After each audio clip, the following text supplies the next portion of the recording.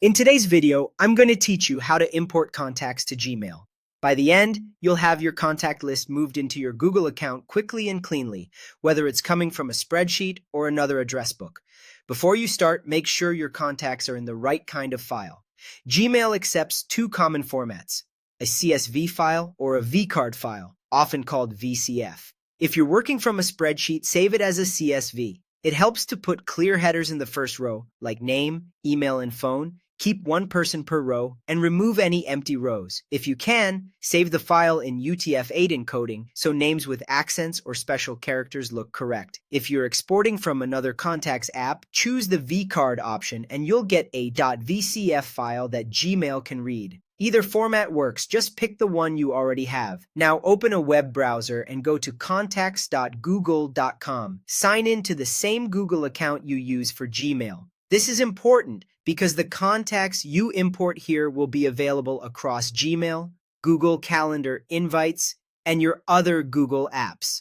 For the smoothest experience, do this on a desktop or laptop where the full Google Contacts interface is available. Once you're in Google Contacts, look at the left-hand side menu and click Import. If your window is narrow and you don't see it right away, expand the menu to reveal all options. The import panel will open and prompt you to choose a file.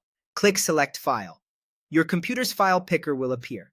Navigate to where you saved your CSV or VCF, select it, and confirm. If you have multiple files, you can repeat this same process later, one file at a time. For best results, start with a single, clean file so you can confirm everything looks right. With your file selected, click Import. You'll see a brief progress indicator while Google Contacts processes the list. Larger files can take a moment, especially if there are many entries or extra details like addresses and notes.